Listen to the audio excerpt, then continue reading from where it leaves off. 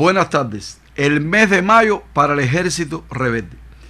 El Ejército Rebelde tuvo 2 años de lucha guerrillera y, contrario a lo que muchos creen, el Ejército Rebelde no se disolvió como institución armada o no asumió otro nombre hasta los primeros años de la década del 60.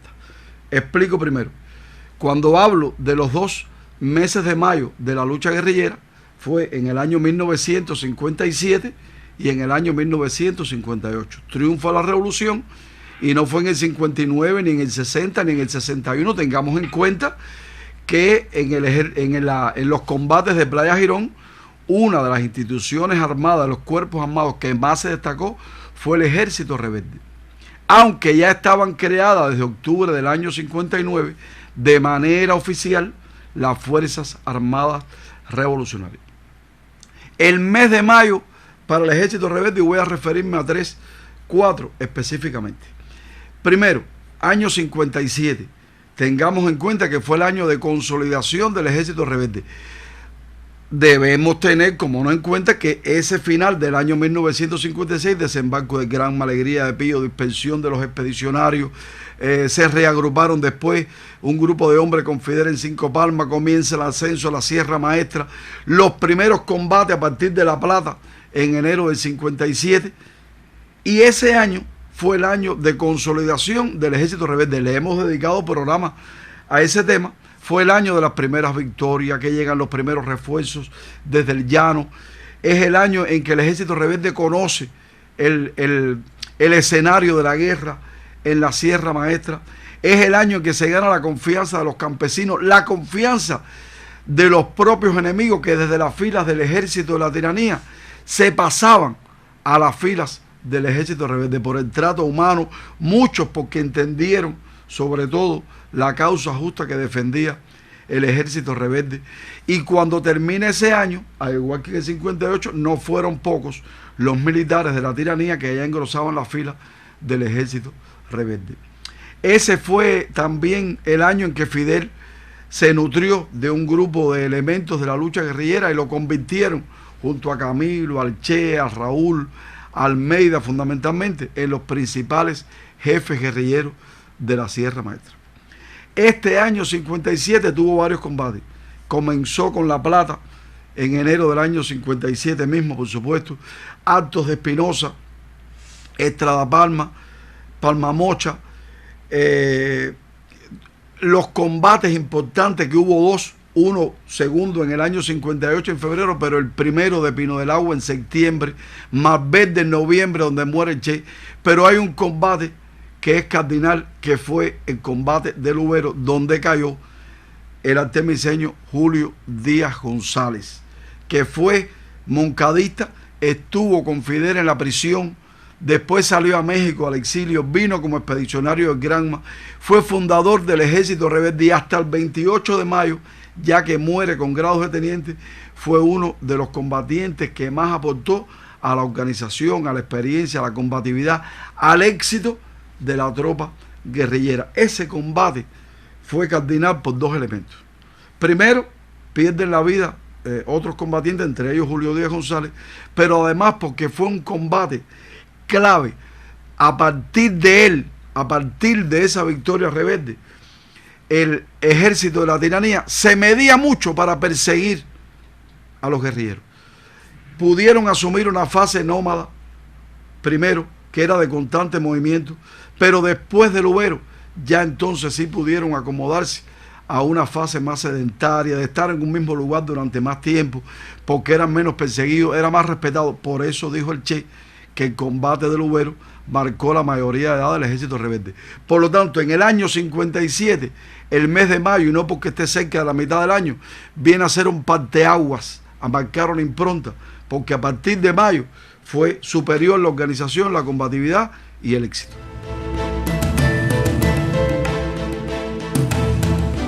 Año 1958 para el Ejército Rebelde. No podía empezar de mejor manera. Enero fue un mes también victorioso, pero en el mes de febrero, y lo hacía alusión en el bloque anterior, el día 16 fue el segundo combate de Pino del Agua. Fue una victoria radical. Hasta ese momento la más grande, la más avasalladora del ejército rebelde sobre fuerzas de la tiranía batistiana que subían a combatir a la Sierra Maestra. Ese combate fue un combate organizado a partir de una emboscada que duró 5 a 6 días.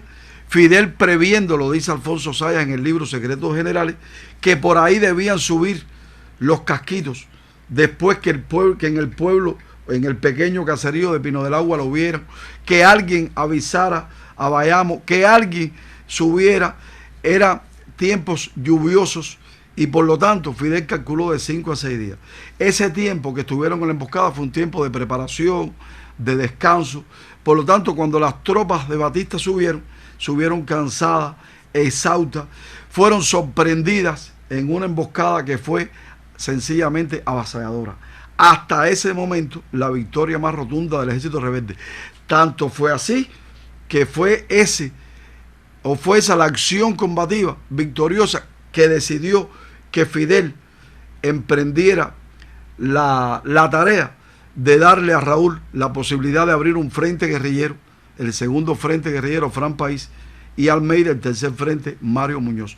Ya podía, con su primer frente, José Martí, estar un poco más de tiempo solo en la Sierra Maestra, en el escenario central donde nació el ejército rebelde, combatiendo a las filas enemigas.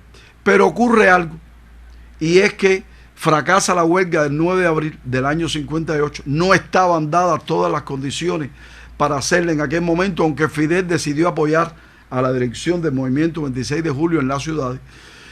Y Batista interpretó incorrectamente que estaba derrotada la clandestinidad, aunque sí estaba en malas condiciones, pero no derrotada, y que era el momento de un gran golpe contra el frente José Martí de Fidel Castro, que estaba solo porque Almeida y Raúl estaban en el segundo y el tercer frente, como ya dije.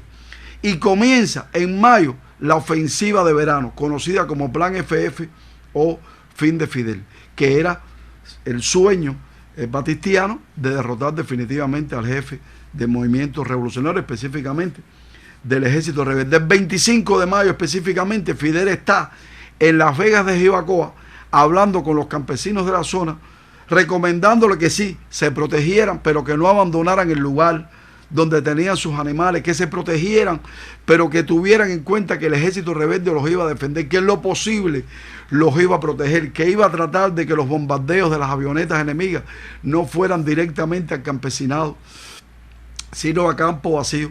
Eso fue clave, porque horas después iniciaron esos bombardeos. Y aquella ofensiva de verano, que comenzó en mayo y que terminó en julio, terminó nada más y nada menos que con la derrota de los 10.000 soldados de la tiranía que subió Batista a la Sierra Maestra, apoyados con tanques desde el llano, con barcos desde el mar, apoyados con la aviación, con los oficiales, sí, asesinos, pero eran guapos y eran capaces. Eran personas que guapiaron contra el ejército rebelde.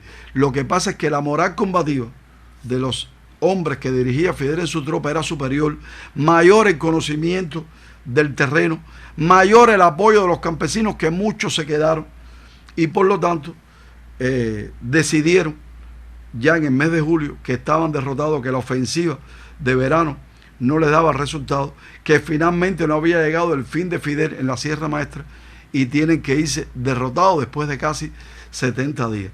Así fue el mayo del ejército rebelde en el año 1958. Triunfa la revolución, año 1959, 60, 61, hasta donde voy a llegar. En el año 1959, un hito del ejército rebelde fue la preparación, el sistema de preparación de escuelas para rebeldes que se prepararon bajo la dirección de Camilo Cienfuegos. Como sabemos, desaparece físicamente en el mes de octubre. Hay una prioridad que le da Fidel y los principales jefes del ejército rebelde a la superación de sus integrantes.